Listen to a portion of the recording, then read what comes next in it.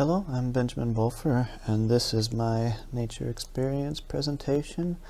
I went to a local nature park to do my hour-long experience, and although I've had many years growing up that I spent camping and outdoors looking at the stars, it was still really difficult to stay still for 1 hour and resist looking at my cell phone. But it was an enjoyable experience overall.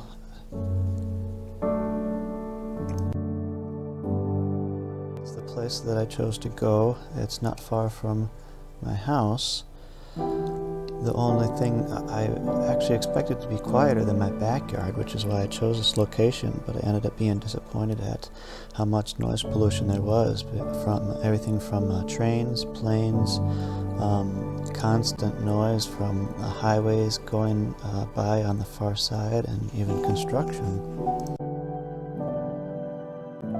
This area is very important, as a lot of the surrounding cities use this place to as a kind of a floodplain and store their storm rain runoff water, and this is where it is allowed to absorb into the earth and return hopefully to aquifers, and also it helps clean the water and prevent it from being dumped into our rivers and lakes here in Minnesota.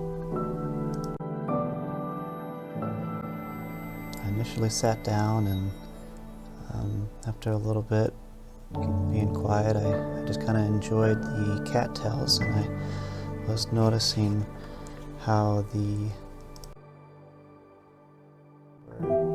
fluff from the cattails was floating in the air. There was only the slightest of breeze, and they were kind of floating around, so it was kind of right here there was a squirrel that actually came really close to me. He wasn't scared. When I moved to I tried to take a picture of him, he did kind of run off, but it was neat to see him close. Although I don't like it when they're in my yard that try to steal the food from my chickens. It was neat to be that close to them in this setting. I took a close-up picture because it was kind of neat how the fuzz from the cattails was floating around, and it ended up sticking to these trees. And like I said, there was a slight breeze, and when the wind would move the fuzz from the cattails would kind of move back and forth. It reminded me of the times I've been scuba diving and seeing how the tidal motion of a coral reef move things like anemones back and forth with the tide. It kind of reminded me of that.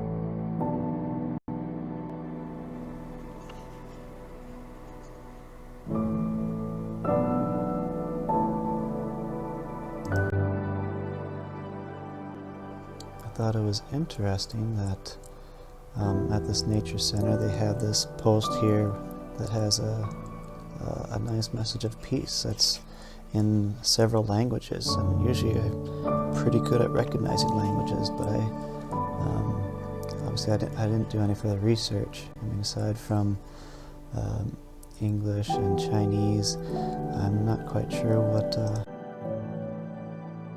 thought it was really neat. I think the Que La Paz is Spanish. I'm not sure if the other one is Russian. I hadn't noted this before, that at the Nature Center they have some solar panels that are help to power it. I'm not sure if it is 100%, supplies 100% of their energy at the Nature Center. I wanted to ask, but of course they're locked up for COVID.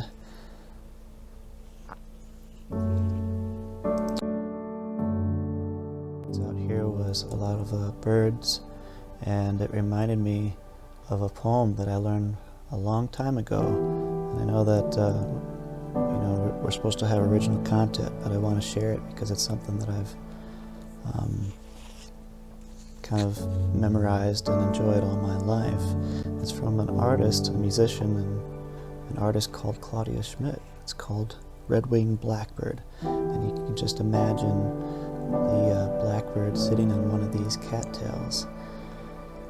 One red-winged blackbird in a field of gold is all these eyes need behold to worship.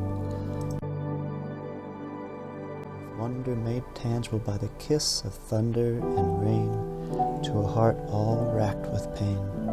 And so quickly over is begun, a slow joy spreads through sad hearts and heads of those who've forgotten to suppose the meaning of one slender stalk, leaning barely beneath what the bold presence of one red-winged blackbird in a field of gold.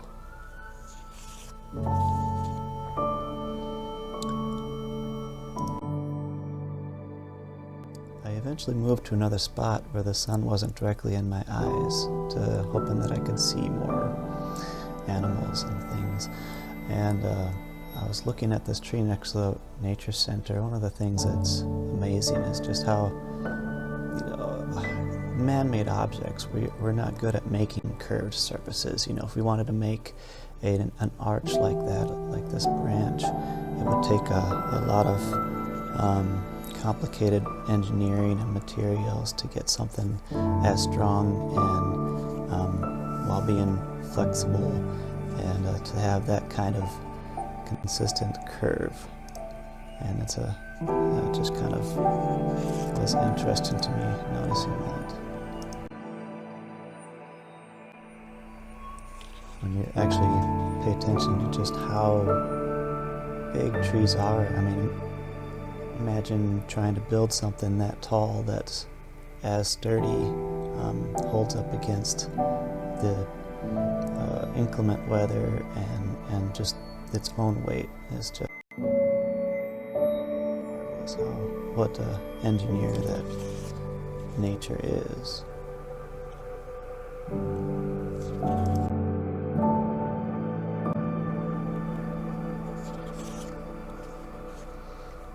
One of the things that I always find kind of funny is that in Minneapolis and St. Paul, and indeed here, we still have a lot of wild animals in the urban areas. Traditionally, everyone's heard of, raccoons and crows and things like that, but I don't actually know about many raccoons in the cities here. However, we do have quite a good population of turkeys. I see them, obviously this place is in Richfield near my house. Of course, it's the nature center, but we see them all over in the urban areas, and they don't care much about traffic. They'll sit in the middle of the road and all the cars politely stop and wait for them to eventually wander off. But people enjoy seeing them, and there was even some news the other day on the Nextdoor app that people were upset that some animal control people had to get rid of one of them, and they said that her name was Penny, so people were upset that they lost Penny.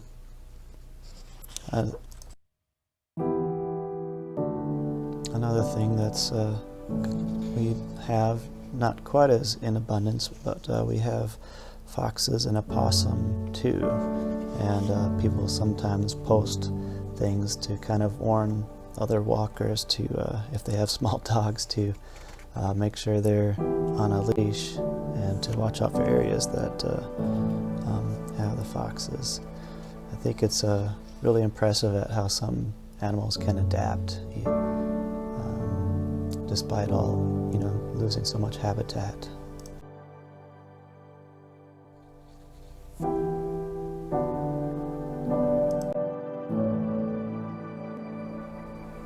It was really neat seeing her so close to me and just rooting around in the reeds there.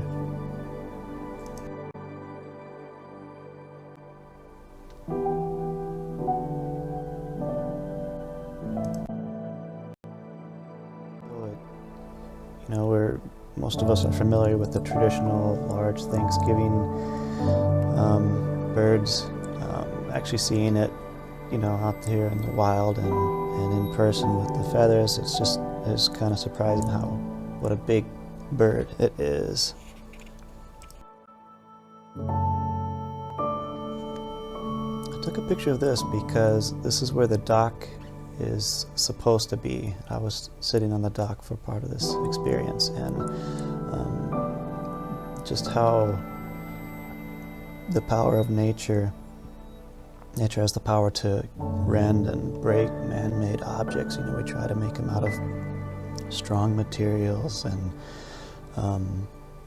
materials that to try to stand up against corrosion and stuff. And something as simple as ice and weather can easily bend and break them. I lived in Grand Forks, North Dakota, by the Red River, and they had just redone all the parks alongside the river.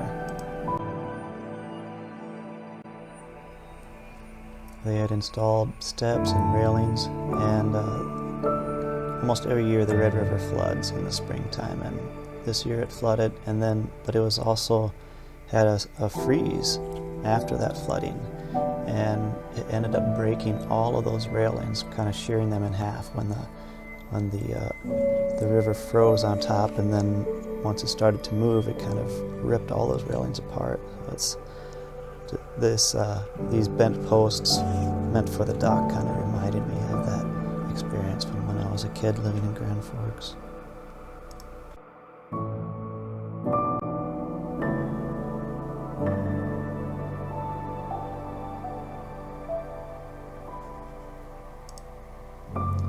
After my hour time was up, I ended up walking around a little bit. I wanted to take some more pictures, and I thought that I would like to check out, see if I could find some maple trees. I wasn't even sure if I knew how to recognize them without the leaves, but I did recognizing the bark.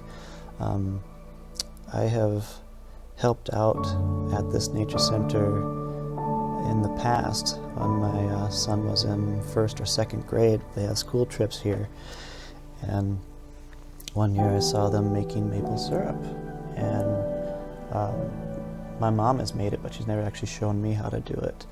And when I had talked to one of the main people at the nature center, he said that you can, even if the tree is only 10 inches wide, you can tap them. And I have 3 maple trees in my yard, and ever since then I have tapped my trees. But I decided to walk over here and see if I could find any maple that had signs that they had been tapped. And sure enough, one of the first straight and large trees that I found had evidence of a tap. And you can see that they drill a hole through the bark and into the cambium, and about I don't know, 3/4 of an inch, 1 inch in, and that's where you put the tap in. And so it's interesting that I was able to find that.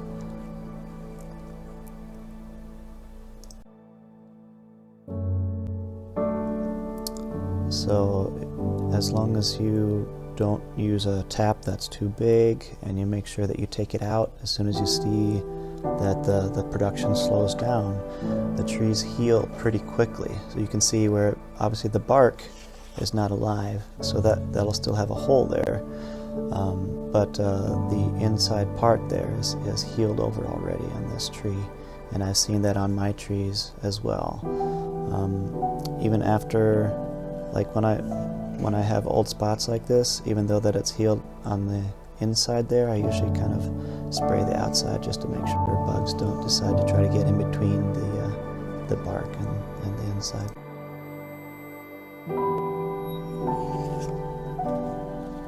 So this is a pretty popular place that even though I was there in the middle of a work day, there was still a lot of people that came and enjoy it. And there's a lot of educational programs that the Nature Park Center offers for all the local school districts. They come there for field trips, and it doesn't take any money. It doesn't cost the schools anything, and it's a very good experience.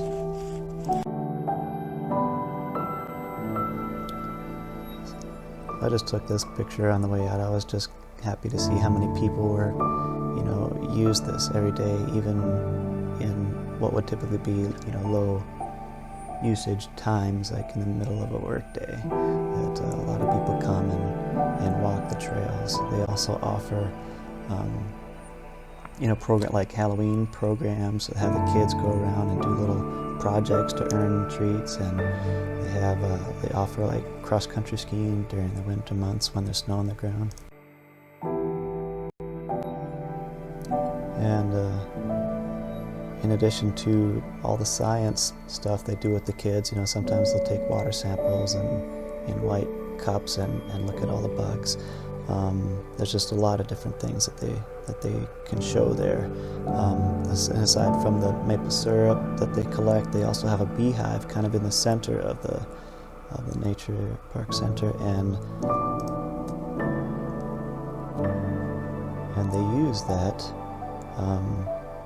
center of the nature center. They have a beehive in there, so kids can look at the beehive safely, and Scott will go in there and show them how to collect the honey, or how to check on the honeybees, and they'll even get to taste a sample of the honey on crackers at the end of the program.